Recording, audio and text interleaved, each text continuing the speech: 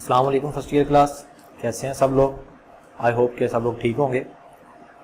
My name is Numan Hafeez और मैं आपको पढ़ाऊंगा कंप्यूटर। फर्स्ट ईयर की हम जो कंप्यूटर का आपका जो लेसन होगा, कंप्यूटर का जो सब्जेक्ट है वो मैं पढ़ाऊंगा आपको। और इसमें हम डिफरेंट टाइप के कॉन्सेप्ट्स पढ़ेंगे, हार्डवेयर के अबाउट, सॉफ्टवेयर के अबाउट और नेटवर्किंग से रिलेटेड। तो हार्डवेयर में क्या क्या चीज़ें आती हैं इनको डीपली पढ़ेंगे आगे पूरे चैप्टर में। सॉफ्टवेयर क्या होते हैं और सॉफ्टवेयर की कौन कौन सी टाइप्स होती हैं, सॉफ्टवेयर्स कैसे कैसे यूज़ करते हैं, यूटिलिटी सॉफ्टवेयर, सिस्टम सॉफ्टवेयर्स, उसके बाद हार्डवेयर की टाइप, सिस्टम काम कैसे करता है, ये सारी की सारी चीज़ें हमारे कंप्यूटर स्टडीज़ का हिस्सा है। ठीक है, तो हम कंप्यूटर की बुक आज से स्टार्ट करेंगे। हमारा फर्स्ट लेक्चर होगा आज और इसमें जस्ट आज बेसिक हम देखेंगे एक दो कॉन्सेप्ट। उसके बाद फर्दर ऐसा ऐसा जैसे जैसे आपके लिए आसानी होती जाएगी, पढ़ना आसान होता जाएगा, तो हम अपना सिलेबस आगे लेके चलते जाएंगे। तो आज हमारा सबसे पहला जो लेक्चर है इसमें हम बेसिक से स्टार्ट करते हैं। तो बेसिक में हमारे पास सबसे पहला कॉन्सेप्ट जो होता है वो हम कंप्यूटर पढ़ने जा रहे हैं। तो कंप्यूटर में हमें सबसे पहले पता होना चाहिए कि कंप्यूटर है क्या चीज़, एक्चुअली इसको यूज़ क्यों करते हैं, कंप्यूटर को यूज़ करने का ज़रूरत क्यों पेश आई हमें, ऐसा कौन सा काम था जो हमसे नहीं हो सका कंप्यूटर कर रहा है हमारे लिए, या कंप्यूटर किस तरह से काम करता है। अगर ये चीज़ हमें पता चल गई तो उसके बाद हमारे लिए कंप्यूटर को पढ़ना थोड़ा आसान हो जाएगा। तो इसलिए हम पहले कंप्यूटर की डेफिनेशन से और कंप्यूटर के बाद फिर आगे इसके यूजेस, एडवांटेजेस, डिसएडवांटेजेस, खैर डिसएडवांटेजेस तो नहीं होंगे, एडवांटेजेस को ही देखेंगे। एडवांटेजेस के बाद फिर आगे हम फर्दर इसके जो कॉन्सेप्ट्स होंगे उनको भी लेके चलेंगे। तो सबसे पहले हमें पता होना चाहिए जी व्हाट इज़ कंप्यूटर। कंप्यूटर क्या है? ये कंप्यूटर एक ऐसी इलेक्ट्रॉनिक डिवाइस है, एक ऐसी इलेक्ट्रॉनिक मशीन है जो क्या करती है कि यूज़र से इनपुट लेती है।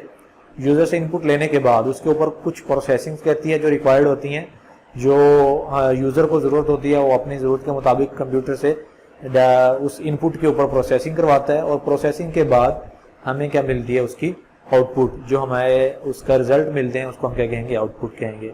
तो सबसे पहले जो बेसिक कॉन्सेप्ट है कंप्यूटर का वो क्या है? What is computer? Computer is electronic machine वो take inputs and process it and give outputs. तो हमें क्या कहते हैं कंप्यूटर हमसे यूज़र से, यूज़र कौन है? जो चलाने वाला इंसान है, कोई भी यूज़र हो सकता है, मैं, आप या कोई भी और थर्ड पर्सन। तो ये लोग क्या होंगे? चलाने वाले। जो कंप्यूटर को चलाने वाले लोग होंगे वो क्या होंगे? यूज़र्स होंगे। इनपुट्स क्या होती हैं? इनपुट जो काम हम सिस्टम को करने के लिए कहेंगे, जो काम हम हदायत देंगे सिस्टम को, वो क्या होंगी? इनपुट होंगी। सिस्टम को हम कोई काम करने को कहेंगे तो वो काम करेगा, अदरवाइज वो नॉनसेंस है, उसके पास कोई कॉमन सेंस की बात चीज़ नहीं है, इस तरह का कोई चीज़ नहीं है, तो वो खुद से कोई भी प्रैक्टिस या कोई भी प्रोसेस जो है वो नहीं कर सकता। तो हम क्या करेंगे? पहले कंप्यूटर को इनपुट देंगे। कंप्यूटर इनपुट लेने के बाद वो उसके ऊपर प्रोसेस करेगा, जिसे प्रोसेसिंग का अमल कहा जाएगा। प्रोसेसिंग के बाद फिर थर्ड वाला जो लास्ट वाला ऑप्शन है हमारे पास, वो हमें क्या मिलेंगे? रिजल्ट्स मिलेंगे। तो रिजल्ट्स मिलने के बाद एक फोर्थ इसमें ऑप्शन होगा स्टोरेज। स्टोरेज मतलब क्या है कि मैं सिस्टम से कोई काम करवाना चाहता हूँ, लाइक एज के एक सिंपल सी एग्जांपल ले लेते हैं, 2+2 ये कुछ नंबर्स हैं, इनको मैं जमा करवाना चाहता हूँ सिस्टम से।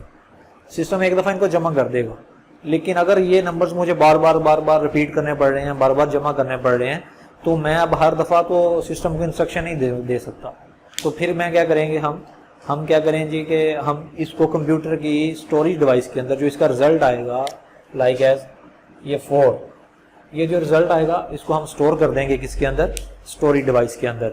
तो अब हमें जब भी ये 2+2 की करने की जरूरत पड़ेगी तो हम दोबारा से कंप्यूटर की इंस्ट्रक्शन नहीं देंगे, दोबारा से सिस्टम से प्रोसेसिंग नहीं करवाएंगे, बल्कि हम क्या करेंगे, जो हमने ये अपना रिजल्ट या आंसर जो है पहले कंप्यूटर के अंदर जो स्टोर किया हुआ है इसी को ही एक्सेस कर लिया करेंगे। या फिर अगर हम बार बार एक ही इंस्ट्रक्शन सिस्टम को देते हैं तो सिस्टम खुद से उसको अपने पास स्टोर करके रख लेता है कैशियर मेमोरी में। ये भी एक मेमोरी की टाइप होती है। तो कैशियर मेमोरी के अंदर उसको स्टोर कर लेगा और जैसे ही हम दोबारा वो काम सिस्टम को करने के लिए कहेंगे, वो काम करने के लिए देंगे सिस्टम को, तो वो दोबारा सारी प्रोसेसिंग नहीं करेगा। वो यानी कि यहाँ पे उसने क्या प्रोसेसिंग करनी थी, इसके ऊपर जमा का ऑपरेशन परफॉर्म करना था, तो वो दोबारा जमा नहीं करेगा, बल्कि लास्ट जो रिसेंट हमने उसने अपने पास रिजल्ट सेव किए होंगे वही उठा के हमें दे देगा। तो अब हम इसको ज़रा कह लें कि ग्राफिकली थोड़ा सा समझ लेते हैं, इसका फ्लो, डाटा फ्लो डायग्राम के ज़रिए, कि एक इसका ग्राफ बनाते हैं, एक डायग्राम बनाते हैं कि सिस्टम किस तरह से इंस्ट्रक्शन लेता है, पहला स्टेप क्या होता है, कैसे होता है, उसके बाद रिजल्ट्स तक हमें कौन कौन सी प्रोसेसिंग करनी पड़ती है, सिस्टम को, तो वो सारे स्टेप्स हम एक दफ़ा चेक कर लेते हैं। तो सबसे पहला काम जो होता है वो क्या होती है, इनपुट। हम सिस्टम को क्या देते हैं, सिस्टम को इनपुट देते हैं। कौन देता है ये, यूजर। इनपुट कौन देगा सिस्टम को, यूजर देगा। यूजर के बाद नेक्स्ट वाला जो प्रोसेस होगा वो क्या होगी, प्रोसेसिंग। ठीक है, प्रोसेसिंग की टाइप्स होती हैं, मुख्तलिफ टाइप का डाटा हो सकता है हमारे पास। बाज़ औक़ात हमने जमा करवाना होता है, दो नंबर्स को माइनस करवाना होता है, मल्टीप्लाई, डिवीजन, फर्दर भी ऑपरेशंस होते हैं और भी बहुत सारे ऑपरेशंस होते हैं, लेकिन अभी हम सिर्फ कंप्यूटर का कॉन्सेप्ट देख रहे हैं। तो बेसिक जो है अरिथमेटिक ऑपरेशंस, उन्हीं के बारे में देख लेते हैं कि प्रोसेसिंग क्या होती है। प्रोसेसिंग मतलब किसी भी डाटा के ऊपर जो भी हम सिस्टम को इनपुट देंगे उसके ऊपर कोई भी ऑपरेशन जो परफॉर्म किया जाएगा वो क्या कहलाएंगे, प्रोसेसिंग। प्रोसेसिंग के बाद अगला जो हमें मिलेगा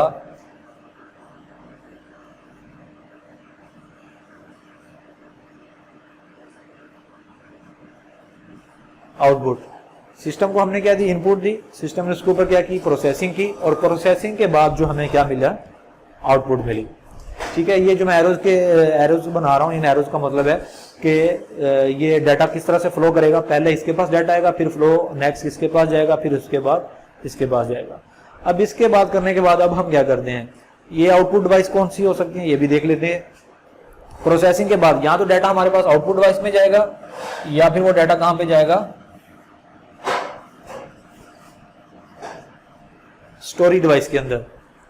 अब इनपुट की हमने, इनपुट के बाद प्रोसेसिंग हुई, प्रोसेसिंग के बाद वो डाटा या तो एलसीडी, मॉनिटर, कोई भी डिस्प्ले डिवाइस है हमारे पास उसके ऊपर डिस्प्ले करवा दिया जाएगा या फिर उसको अपने पास स्टोरेज डिवाइस के अंदर स्टोर कर लिया जाएगा। अब इसकी एग्जांपल कर लेते हैं एक सिंपल सी पहले, कि सिस्टम इनपुट कहते हैं। हम सिस्टम को देते हैं जी कि 3 नंबर्स 2 + 2 + 3, ये 3 नंबर्स हैं। ये मैं सिस्टम को क्या देता हूँ, एज अ इनपुट देता हूँ। ये मैंने सिस्टम को इनपुट दी, सिस्टम ने किसको दे दिया, ये प्रोसेसिंग डिवाइस को दे दिया। सिस्टम के अंदर ही प्रोसेसिंग डिवाइस होती है जिसे हम प्रोसेसर कहते हैं। वो ऑल काइंड ऑफ प्रोसेसिंग जो है वो कौन करता है, प्रोसेसर करता है। तो प्रोसेसर क्या करेगा, इसके ऊपर प्लस का ऑपरेशन परफॉर्म करेगा, क्योंकि यहाँ पे हमने सिर्फ एक ही ऑपरेटर यूज किया हुआ है प्लस का, तो यहाँ पे सिर्फ एक ही ऑपरेशन परफॉर्म किया जाएगा, वो क्या होगा, प्लस का होगा। अगर यहाँ पे प्लस की जगह माइनस होता तो ये प्लस भी करता और साथ में फिर माइनस भी करता। तो लेकिन फिलहाल हम क्या करें, यहाँ पे प्लस ही करें तो यहाँ पे भी प्लस होगा, एक ही ऑपरेशन परफॉर्म होगा।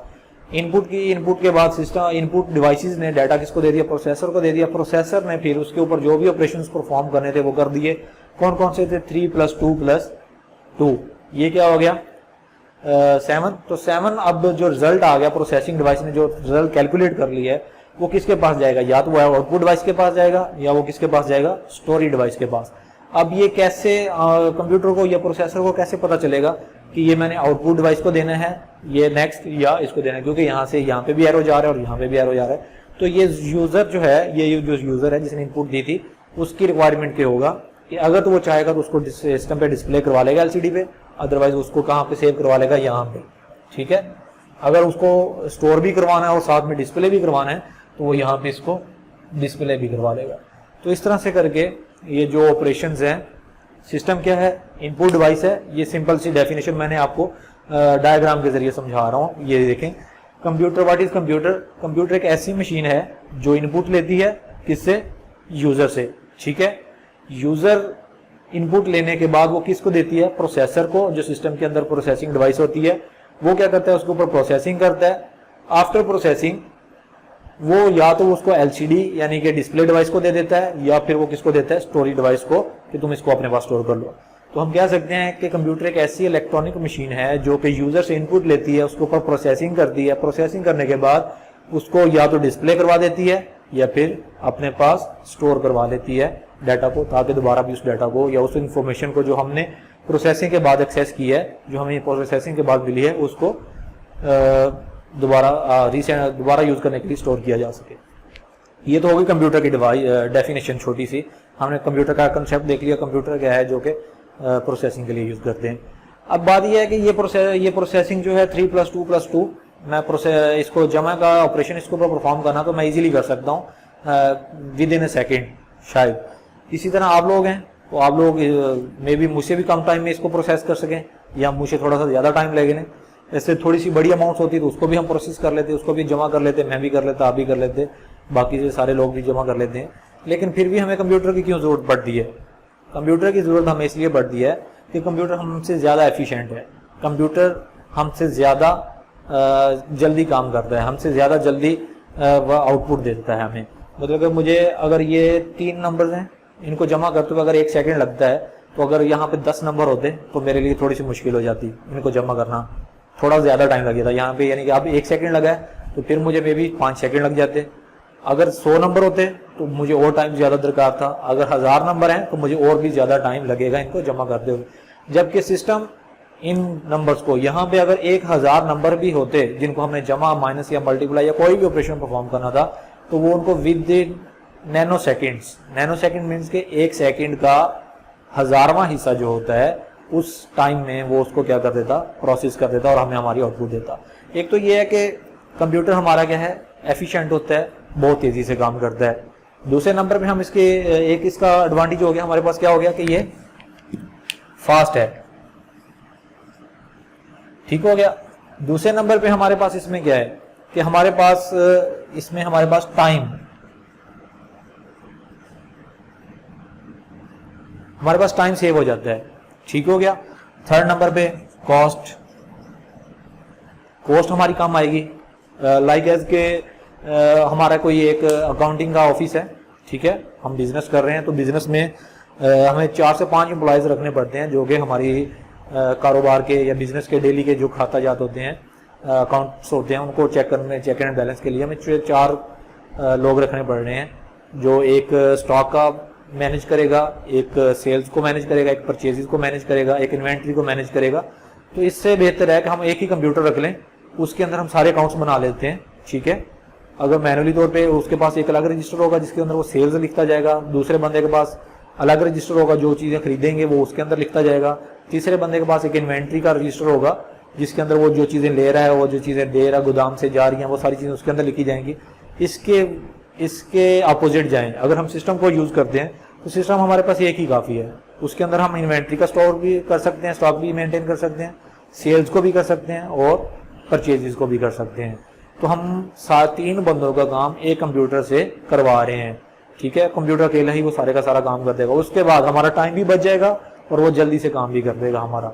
और भी बहुत सारे इसमें नो एरर।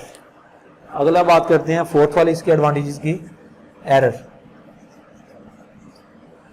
इसके अंदर एरर नहीं आएंगे, हम कंप्यूटर से जो काम करवाते हैं उसके अंदर नो एरर चांसेस, मीन्स के अगर इंसान काम करता है तो उसके अंदर 80% चांसेस होते हैं कि मे बी इसमें कैलकुलेशन की कुछ गलतियां हों, कैलकुलेशन में कुछ मिस्टेक्स आ गई हों। जबकि अगर वही काम कंप्यूटर से करवाया जाए तो 100% ना से ही 99.99% हमें यकीन से कह सकते हैं कि हमारा जो रिजल्ट्स आ रहे हैं बिल्कुल एक्यूरेट आ रहे हैं, उसमें कोई भी किसी किस्म की मिस्टेक या एरर वगैरह नहीं है। तो इसमें और भी बहुत सारी रीजंस हैं जिनकी वजह से हम कंप्यूटर को यूज़ करते हैं। बेसिक जो है वो यही है कि हम टाइम बचाना चाहते हैं, हम कॉस्ट बचाना चाहते हैं, हम एरर गलतियां नहीं चाहते और हम अपना टाइम जल्दी करना, काम जल्दी करना चाहते हैं। तो इनकी वजह से हम क्या करते हैं, कंप्यूटर को यूज़ करते हैं। आज के लेक्चर में हमने 2 चीज़ें पढ़ी हैं। What is computer, electronic machine, user से इनपुट लेती है, प्रोसेसिंग करवाती है, आउटपुट देती है और उसको स्टोर कर लेती है। उसके बाद इसके एडवांटेजेस, फास्ट काम करता है, टाइम सेविंग से काम करता है, कॉस्ट कम आ जाती है हमारी और एरर्स बिल्कुल नहीं आते। तो ये था आज का लेक्चर। बाकी इंशाल्लाह नेक्स्ट लेक्चर में बाकी इसका बुक का जो फर्स्ट टॉपिक है वो बुक से नेक्स्ट लेक्चर में हम स्टार्ट करेंगे। ओके जी, अल्लाह हाफिज़।